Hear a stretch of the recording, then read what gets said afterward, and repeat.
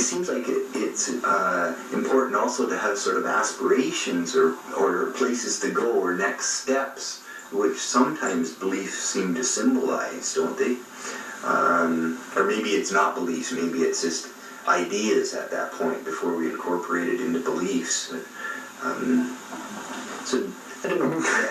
Yeah, I hear the question. Yeah. And beliefs, of course, that's just a word that we use. And I haven't met anyone yet in my life, and I'm not saying they're not there. I haven't personally met anyone who doesn't have beliefs, who's totally without them. I think they're out there somewhere. I haven't met any of them. And most of the people I know, all the people I know, have them. And I'm not suggesting that we should immediately be without them. It's impossible. It seems impossible to me. So the analogy is, well, there's two that come to mind. One is about if you got a thorn stuck in your finger and you pick up another one and pry that one out, and what do you want to do with this one? You want to stick that one in again and then you get another one. It's like, we just don't hold on. Use one belief to, and you'll grow into another belief. You use one to sort of grow into something larger. The other analogy is a room with walls, and what I find is that I start to feel crunched in this room. I don't think I think I'm growing, I'm evolving, and all of a sudden I feel the pressure of the walls closing in on me. Now the walls are papered with my beliefs. So, and I'm being asked to move into a larger room that can now encompass this new me who's growing into something. So if I'm going to hang on to these handholds to the walls, I'm going to go in that room. I'm going to enter that room. There's nothing we can do about that. We're evolving. You can try and slow it down if you want, but you're not going to stop it. So if I hang on to the walls here, it's going to be excruciatingly painful. So then you move into a larger room. The passage can be very quick. You move into a larger room, and eventually that are papered with more encompassing beliefs, more suited to the new evolved you. So, but eventually you're going to grow, and the walls are going to close in again. The last time this happened to me was just a couple of weeks ago, and I recognized the energy. I didn't know what was going on, but something was moving right at me. And I recognized, this has the potential for being really painful, whatever this is, this energy, because I felt like it was going to challenge what I was believing. And I looked at what I was believing at the time, and it seemed great, wonderful beliefs, but I was hiding out there.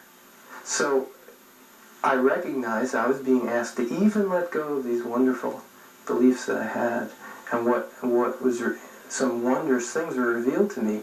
But I was willing for the first time. I entered into this process willingly. Like I said, okay, even these wonderful things I believe, for some reason I'm being asked to let go of them. I've lived my life by these beliefs for the last however many years, and it's time to grow. And it wasn't necessarily that I was replacing them with a new set of beliefs this time, but something was being offered. Something beautiful was offered to me once I let go of them. Yeah. So it can be easy. Most of the time we're pretty stubborn about these things, and it's painful, but we're going to go. We're moving. So what I hear in that is that the growing and expanding isn't necessarily painful at all. It's more the holding on to our old systems that creates the pain. Yeah, that's right. Because we're being taken care of in some way. I can't. That's not a belief of mine. That's something that I feel very deeply, and so I trust that. So this time that trust came in very handy. I just trusted. Look, this looks great. What I'm believing looks great, but I'm being asked to let go of it right now, so I will. And I'll trust that something greater is being offered. And even the great, wonderful experiences we have in our lives, if we want to hold on to them, then we've reached our limit. That's as far as we can go.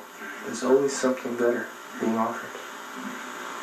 So if I come to one of your workshops, what would be, like, it sounds like part of the process would be somehow getting in touch with belief systems that I might have around money, and then looking at whether I want to keep them or not. Or so how would you support me in even understanding my own beliefs?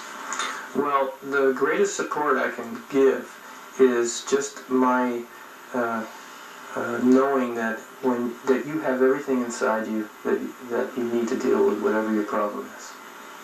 So that's something that I bring.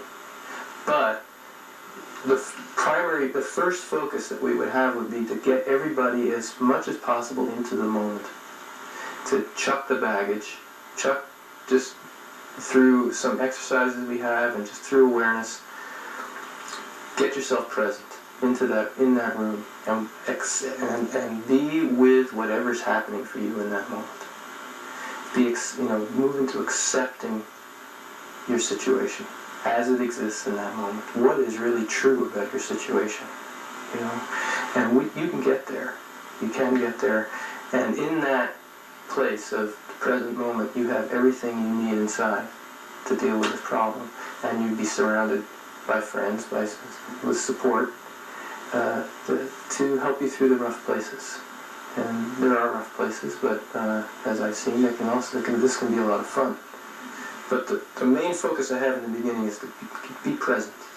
Let's all be here now, and in that moment, miracles can happen.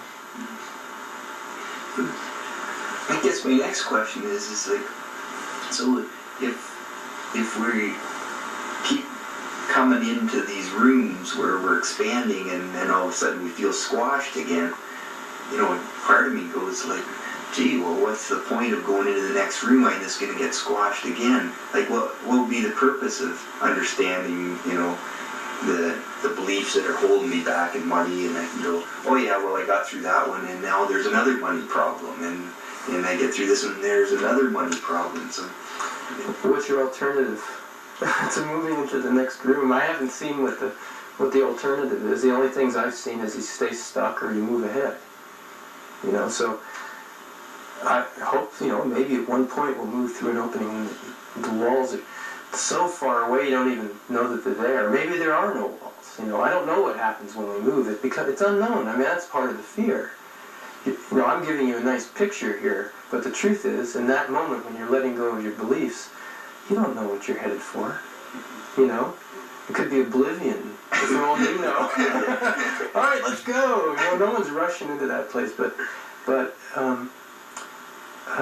so it's not quite that simple. It just seems like you're leaving a lot behind. You're leaving stuff behind, and that's always hard. And you're changing. Something's changing. So it's not always quite that neat in reality that, all right, now I'll move into another room. Okay. So I'll have some other beliefs to keep me safe, or I don't want other... It's not like you're really moving into a room. You're moving into the unknown. Yeah. But I don't know the alternative between the unknown and being stuck in the past. I haven't seen another choice. I guess the only other place is be caught in between and be stuck in between, and that's the worst. Knowing that should I not? Yeah, or knowing that you've got to move there, but you just don't want to let go of this one. There's something here it's too dear to you, and you just hang on for dear life, and that's hard. That's really hard. I don't suggest that. So if people are feel called to come into your workshops, they might, the first interest might be about money, but it sounds like they'd be discovering a lot more things about themselves than just the areas of money. Is that? That's a fair way to put it. And it's not like we would not talk about the money problem itself. I mean, we have all these things happening simultaneously. So, yeah, let's clean up the money issue too. Let's use our common sense and our intuition and our creativity to deal with that issue as well. Let's clean that up as best we can. But as long as we're in denial of what's really happening, that's tough to do. So that's why I talk about getting into the present and really looking at your situation from the moment that exists at that time, what is really happening in your life with money. You know, what's the truth? That's what we're after. You know, it's the truth. And the truth is, it's pretty deep. So if I was just thinking from a sort of nuts and bolts practical standpoint, and a person on the street kind of notice you, oh, they have a flyer about money, and I think I'd like to come, and what I want out of it is that, you know, I want to get the bills paid, and I want to, you know, get, you know, somehow accumulate some more money into my life and feel a little bit tighter with that. Can I expect any kind of results in that sort of area to come out of the workshop, given that there's a willingness to you know, to participate in it? I wouldn't guarantee that. No, I don't feel confident of that. I feel confident that there can be a healing, that there'll be a healing of some sort. Now, how that would manifest in a person's life in terms of their day-to-day money dealings it's such an individual thing, and there's so much that each person brings into that. It's like I said, my expertise, you know, I have some experience in the business world, and I learned a lot in the business world, and I'm still in the business world. So I've got some practical knowledge that may be of use, but no more than the investment counselor down the block. You know, there's a lot of people who know a lot more about that level of the money situation than I do. You know, so I can't get, there's no guarantees, and not even those people would give you any guarantees. You know. Well, they might. They might. You might be disappointed. Don't go to the bank for those guarantees. So, I can't guarantee that. But I can guarantee that with willingness we'll have a lot of fun.